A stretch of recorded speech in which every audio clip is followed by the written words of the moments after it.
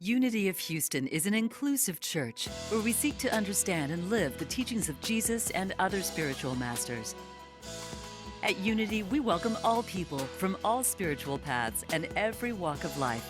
We celebrate the diversity of our city and of our world, and we teach love, tolerance, and oneness, seeking to live in harmony with open minds and open hearts. Wherever you are in your spiritual path, you are always welcome at Unity. Join us and discover that the life of your dreams is already within you. Are you up for some affirmations? Ready for some affirmations? We'll start off in a big way. Please repeat after me.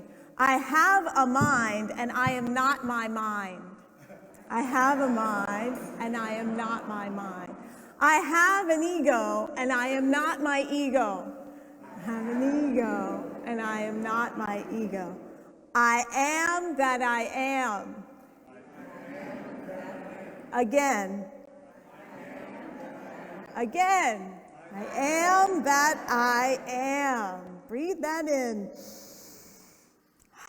Because tonight we're talking about ego. We're talking about ego. I don't know if ego wants to be talked about. Ego wants to be pointed out and known, but we're going to bring it out front tonight. We talk about spirit a lot, and so we're going to talk about ego tonight. Have you ever heard the phrase, I think, therefore I am? You know what philosopher that came from?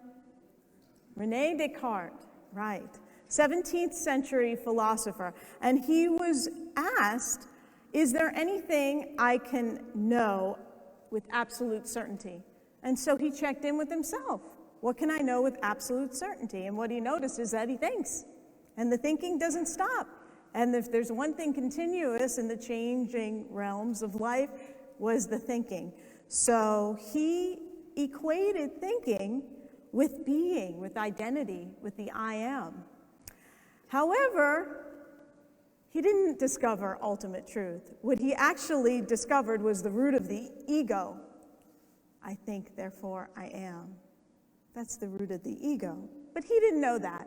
And it took a few centuries for us to get past that in philosophy. Almost 300 years later, another philosopher came along, Jean-Paul Sartre, who saw something that Descartes and everyone else had overlooked. And he looked very deeply at that statement, I think, therefore I am. And what he realized in that statement is that the consciousness that says I am is not the consciousness that thinks. Isn't that interesting? The consciousness that is saying I am is not the consciousness that is producing those thoughts that we have all the time. So what did he mean by that? What did he mean by that? Your awareness that knows that your thinking is not a part of the thinking. It is actually a different dimension of consciousness. And it's from that awareness, not from the ego, that we know I am. That we know I am. So how do we know that that consciousness is not a part of the thinking? Because it just seems like another thought, right? Well, if it were all thinking, would you know you were thinking? Think about it. If it were all just thinking, how would you know you were thinking? It would be like you were a dreamer who doesn't know that they're dreaming, right? You're just dreaming. To know that you're dreaming, you'd have to be in awareness to tell you that you're dreaming. So you would be identified with every thought as if you were the dreamer having a dream. But many people live like this. We agree that there are many people who live like this, that they're trapped in an dysfunctional mindsets that create the same kind of nightmare experience of life again and again and again. That's their reality. We're in chapter 2 of Eckhart Tolle's A New Earth, and this is the chapter Ego, the current state of humanity. So if you're wondering our current state, ego. Okay, so let's talk about it. What came to mind for me, oddly, you might think it's odd, is this Dave Matthews Band song. Anybody here listen to Dave Matthews Band, heard of Dave Matthews Band? Okay, we got a few. So there's a song, So Much to Say, and this song, it's talking about the birth of ego, something like pretty profound for a pop song, but there's a lot of profound pop things in pop culture. So these are the lyrics. I want to share them with you. I see you young and soft, oh, a little baby, little feet, little hands, a little baby. Okay, that's how we start, right? 1 year of crying, and the words creep up inside, creep up into your mind. Okay, then in our experience, you cry for a year, and then all these thoughts come in, and we start having an experience of ourselves. So much to say. Here we have been standing for a long, long time, treading trodden trails for a long, long time. So we've been doing this ego thing for a really long time, right? I find sometimes it's easy to be myself. Sometimes I find it's better to be someone else. That's the ego, right? I don't like this version of me. I'll try on another version of me, and I can just keep trying them on until I feel better. Maybe I'll feel better. So much to say. And then it ends with, open up my head and let me out. Little baby. Little baby. What happened to that little baby before all the words and the thinking and the self and the wanting of things? That was just pure consciousness. Just pure consciousness. So who were you before your mind was filled with thoughts? Well, let's go way back. At least to this physical existence of when we're in the womb. All of our needs are met, right? We got our food, we're comfortable, nice and warm and snuggly inside mommy, right? Our needs are met, and we're just in the state of unconscious oneness in the womb. And then after we're born, we begin to realize that there's a me that's separate from mommy. Mommy is usually our first idea of source, right? For different reasons. Because you came from her, right? From her body. And if you had a relationship with her after you were born, or whoever was the mother figure, or parents as well, fathers as well. But really the mother, that is that first idea of a source, right? And so when you recognize you're separate, then you recognize you have to do something to get your needs met. That it's not just being in the womb and everything's there, that if you're hungry, you need to cry. If you need a diaper change, you cry, you wiggle, scream, or whatever. That there are different tactics that you start recognizing. Some work, and so you keep going with those, right? Some of those work. And then we start hearing these sounds that are repeated, and we recognize, oh, they're talking to me, because every time they say that, they're referring to me. That's my name. Oh, that's my name. And so we're hearing things, recognizing it's a name, and there's this word, and there are these thoughts that are in our mind that we begin to equate with who we are. That word is me. Jeanmarie is my name. Okay, that's what I'm referred to as. And then at some stage, a little later, that children, when they're talking, they know their name, and then they start referring to themselves in the third person. Jeanmarie is hungry. And then you learn the magic word I. The magic word I, which you now equate with who you are. And so then you begin to identify with objects. Mine, my ball, my toy, my food, my blanket, my stuffy. Mine. You ever wondered why a child suffers so much when you take away their toy? Because the next day they're on to another toy, right? They probably forgot about that toy. They're ready to receive more toys or whatever. They forgot about, so why that toy? Why are they just destroyed if you take away the toy, or if the toy breaks or they lose it? Well, that's because it was my toy that was taken, mine. Now they've attached the toy to a sense of identity, a sense of self. The toy became part of that developing sense of this child's I, themselves. Eckhart Tolle says, as the child grows up, the original I thought attracts other thoughts to itself. So there's other things as we grow up that we attach that I to. Our gender, our possessions, body, nationality, race, religion, our profession, all starting to attach to the I and forming the sense of the self. Also the roles that we play, mother, father, husband, wife, and so on. My story, the story of the past, my history becomes who I am. My likes, my dislikes, my opinions, my knowledge, the things that I know become myself. Most often when people say or think they're identifying with this egoic self, this formed self that has been created in this way of my and mine, of identity. So when they're told that there's a voice in their head that's speaking, that's talking all the time, they may say, "What voice?" "That's me." "What do you mean voice? A voice?" Or they may angrily deny that there's such a thing as a voice. And that is an example of the dreamer that's totally identified with the dream, according to Eckhart Tolle. And this, he says, is the current state of humanity. We are so identified with this egoic self that it is the dreamer identified with the dream. The good news is that it's possible to shift from identifying with the content of our minds, the content of our lives, of your thoughts, to being the awareness that's in the background.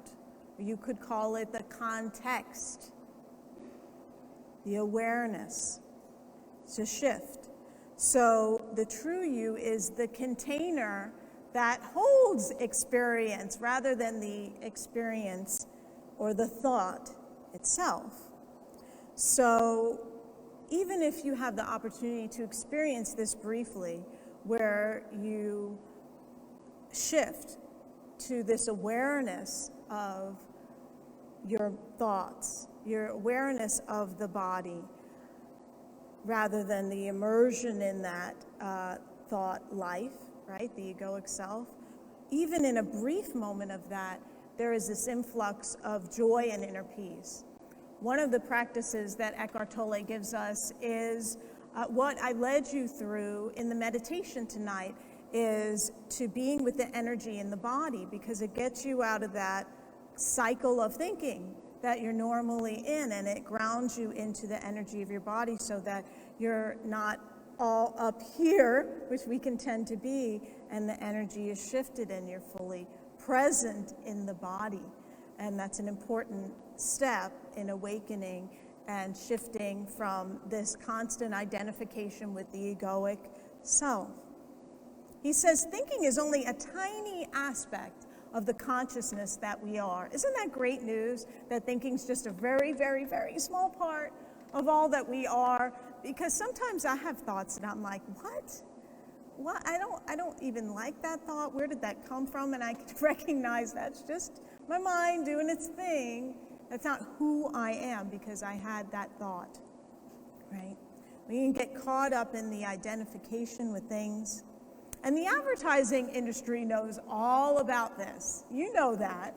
You know that they're not just advertising because you need a banana or gas in your car. They're advertising because they know if you have that cool sports car, your sense of identity is going to be all fine, isn't it? You're going to be feeling great in that beautiful new car. You're going to be more handsome or beautiful. You'll be more popular. You'll have more friends because they're going to want to get in the car, right?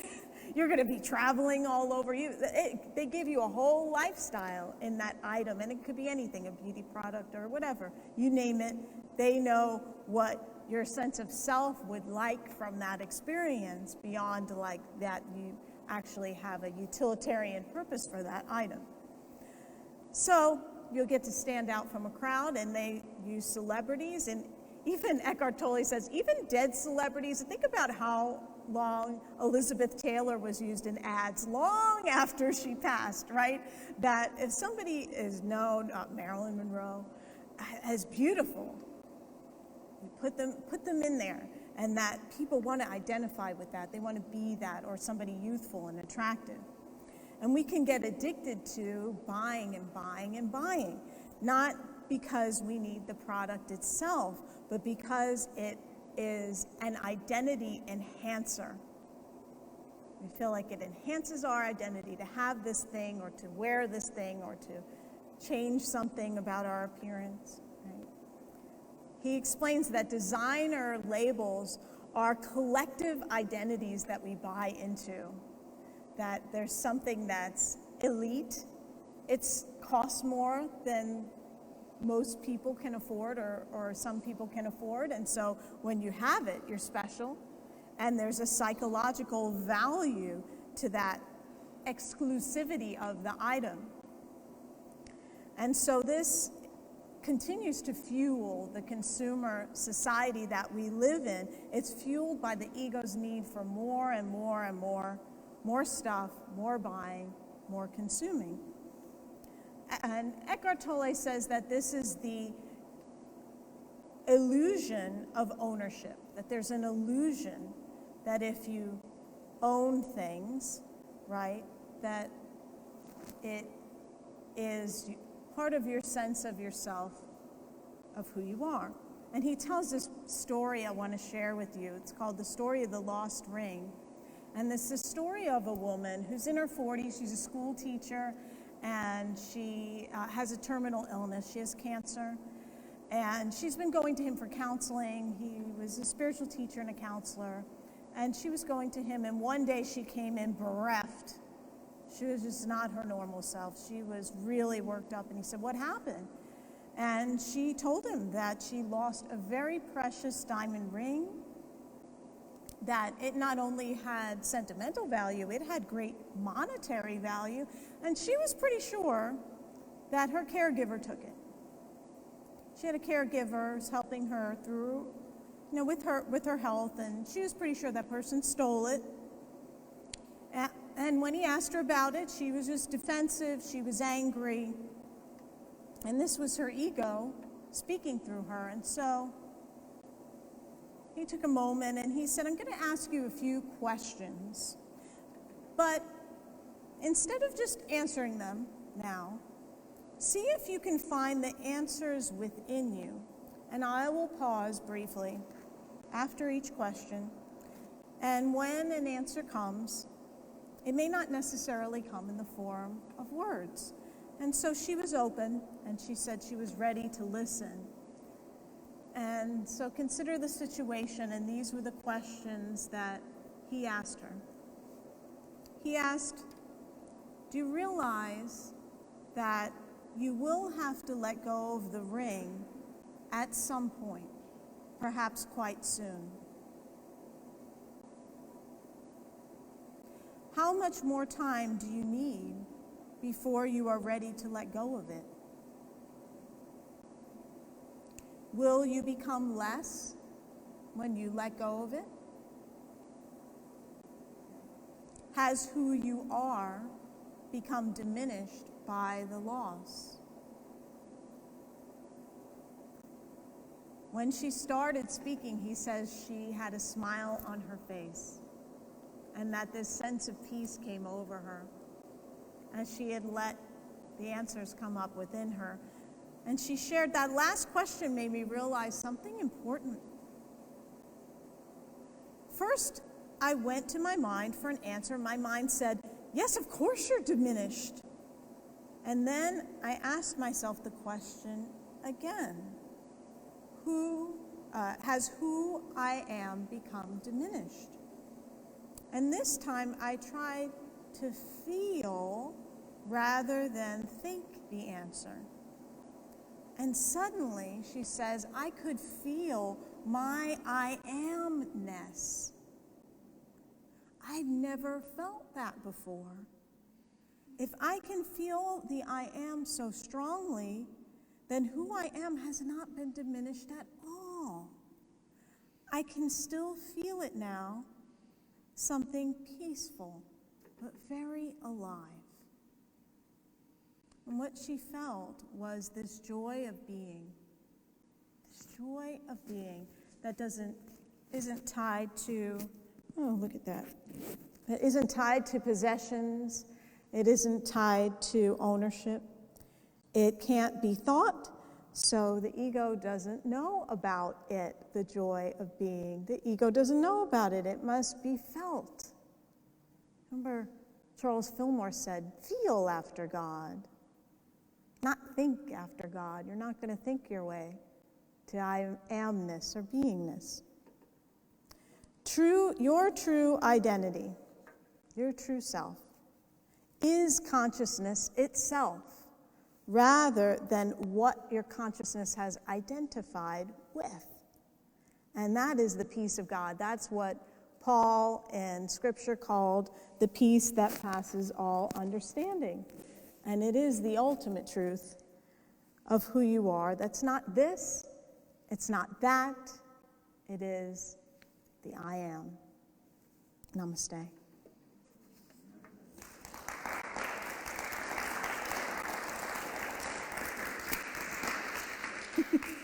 I didn't realize my scarf did a little dance.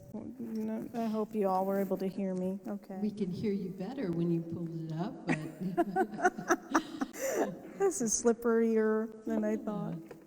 oh, what a great story! I love that. I wish I was that wise as a spiritual counselor to have thought of those questions to ask. That was really, really telling, wasn't it? It's really cool. I'm going back to the evolution that you traced about childhood and how we develop that sense of self. And I was thinking about, it just kind of came up spontaneously. I believe I was pre-verbal when this happened, but there was a boy whose grandmother lived across the street from me when I was growing up, and it feels to me like he was 5 years old, and he was visiting his grandmother, and he had come across the street, and he was playing in the sandbox that we had in our yard, and I was watching him, and he had taken the sand and he had built a castle. Was very, with cups and and built it up, and it was just fascinating to me, and I was just watching him do that, and then I just had this desire to reach out and touch it. I just wanted to feel what it felt like, so I just reached over, and to my horror, it fell apart, and I didn't. It just smashed and it fell apart. And he just threw a fit.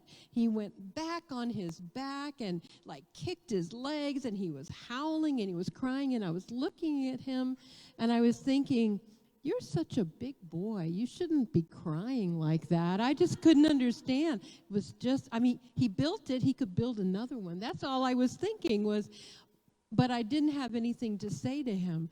And the funny thing is that what that kind of taught me was that my personality, my way of addressing, a condition or a situation is very similar now. As even an adult, my observation probably would have been similar. I'd have more history, more input, more experience to bring to bear and to understand. A 5-year-old still, can lose it, But my personality, my ability to reason or whatever was already there.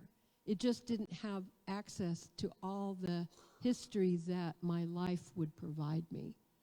And I thought that that's kind of what I was hearing about this I amness, that we really come in fully formed from someplace deep within us, even while we are a growing ego and we are navigating a world we are learning about and gathering information, yet still our computation and the point at which we make meaning and what our values are, I think in a lot of ways are already kind of seated in us. And I don't know, I kind of think that. I think that amness is unique and that we're kind of coming to that. And anyway, that was, you stimulated a lot of that question and a lot of that experience in watching how our egos are formed in that.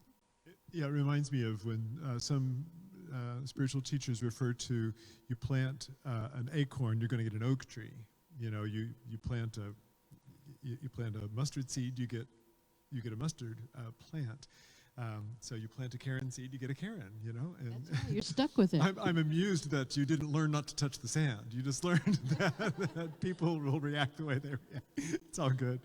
In listening to you talk, I've been in guided meditations where we've been instructed to notice our thoughts, notice your breathing, notice your feelings, notice your emotion, notice your body, feel the body sensations, and kind of getting deep into all of this awareness. And then the spiritual teacher will say, now who's doing the noticing?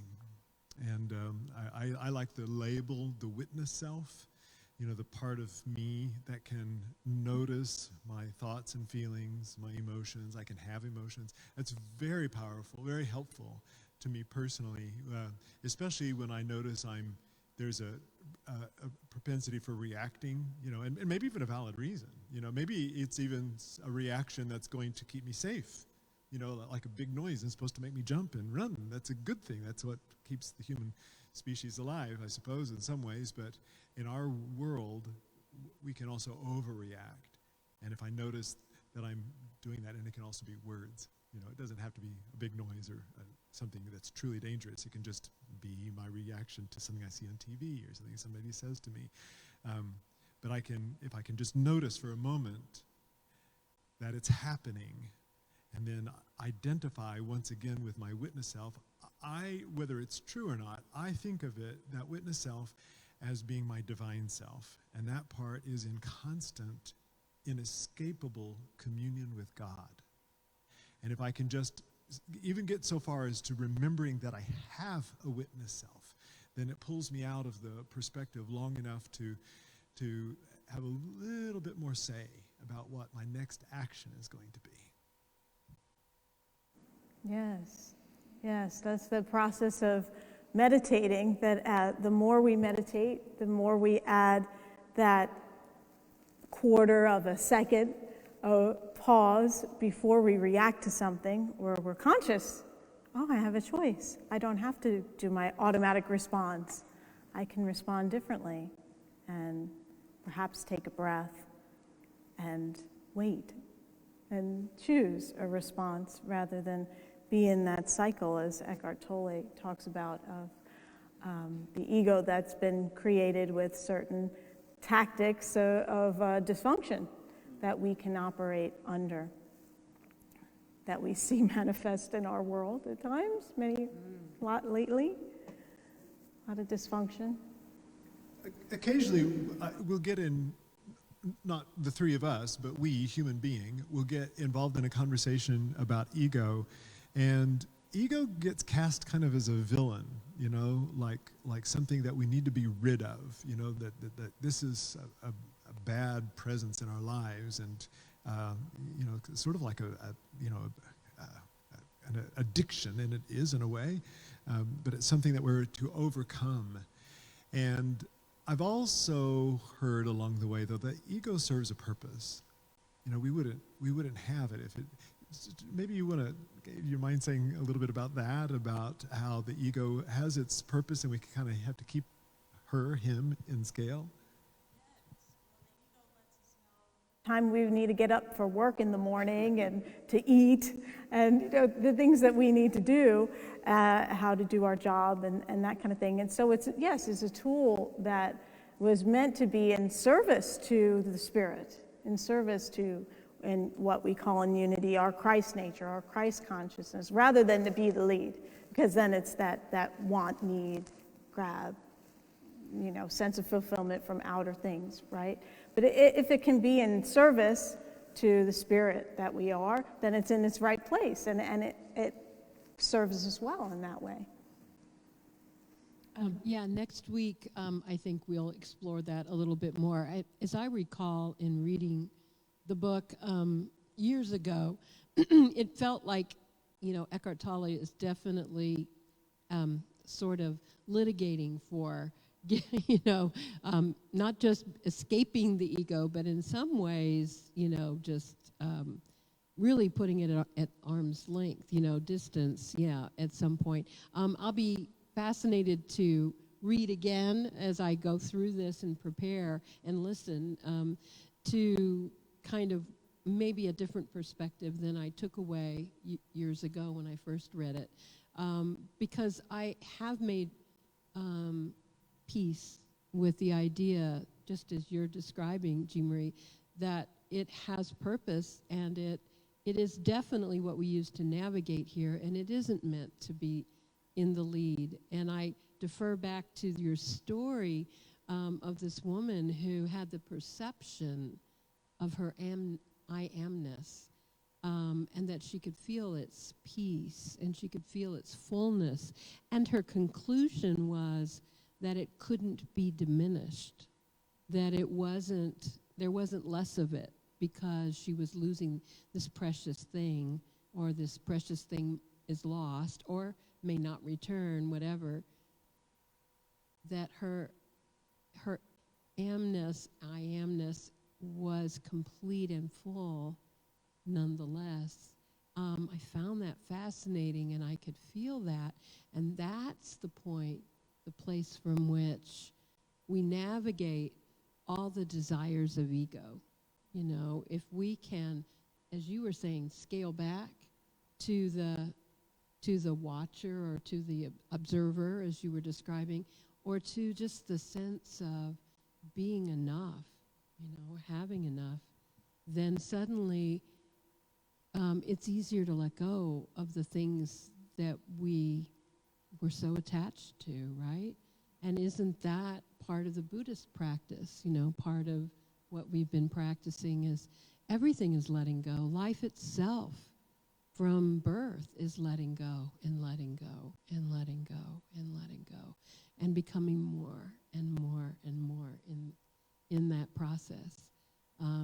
And that is a beautiful awareness to have, where then the desire to let go becomes one we can engage in, because generosity flows from that too, Mm-hmm. Interesting how at the end of the story, he shares that the ring was found in the medicine cabinet after she died, but it's not known if the caregiver put it back or if it was there all along, but it was there.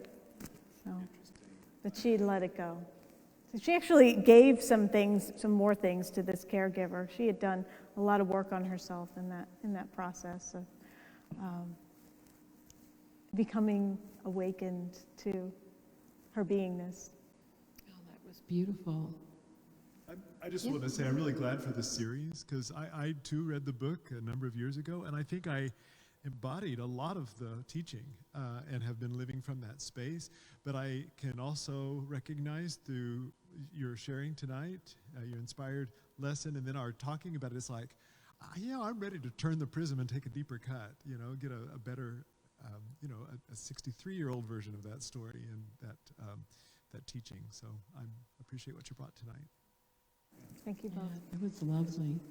Thank you for watching this message today. I'd like to invite you to join us in person here on campus at Unity of Houston for Sunday morning or Wednesday evening services. If you can't be with us here on our campus, you can still join us live on Facebook or on our website, unityhouston.org, Sunday mornings at 11 a.m. Central.